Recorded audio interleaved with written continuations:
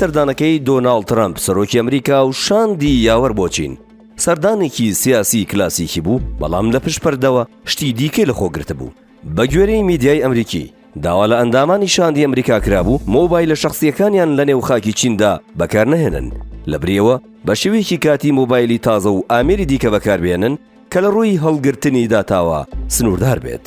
ئەمەش بەشێک بوو لە ڕێکارەکانی ئەمریکا لە ڕووی ئاسایشی ئەلەکترۆنیەوە کە بە گۆشەگیری دیجیتاڵی نادۆبرێت.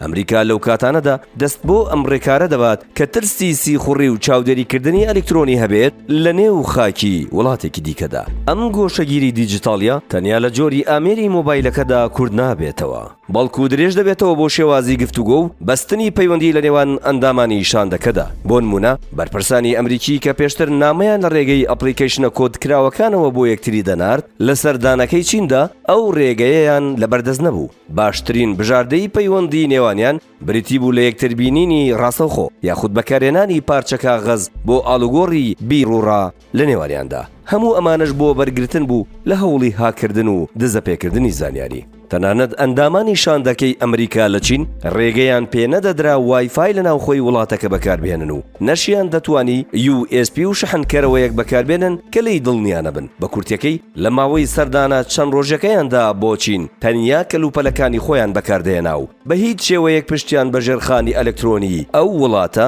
نەدەبەست. ئەمریکا هەمیشە ژینگەی ئەلکترۆنی چینی بە یەکێک لە مەترسیدارترین ژینگە ئەلکترۆنیەکانی جیهان داناوە. هەر لەبەر ئەوە بە بەردەوامی هۆشداری داوەتە کارمەندانی وڵاتەکەی ئاگاداری کارە سیخوڕیەکانی پەکین بن. بۆ ئەوەش نزیکترین نمونە لە بەردەست ئەمریکادا هەڵدانی باڵۆنەکان بوو لە ساڵی 2023دا کاتێک باڵۆنەکان سنووری ئاسمانی ئەمریکایان بڕی و سوپای وڵاتەکە بە ناچاری خستیانە خوارەوە. ئەو کات واشنتن گوتی باڵۆنەکان بۆ کاری سیخوڕی نێردراون، بەڵام پەکین ئەمەی ڕەت کردەوە و گوتی باڵۆنەکان بۆ چاودێریکردنی ڕەوشی کەش و هەوا هەڵدرابوون. سەرنجام دۆسیەی باڵۆنەکان گرژی و ئاڵۆزی لە پەیوەندیە سیاسیەکانی نێوان ئەمریکا و چیندا دروست کرد. لە کۆتاییشدا ترسی ئەمریکا و چیرۆکەکانی چین وای کردووە ئاسایشی ئەلکترۆنی ببێتە ڕەگەزێکی سەرەکی لە پەیوەندیەکانی نێوان هەردوو وڵاتدا.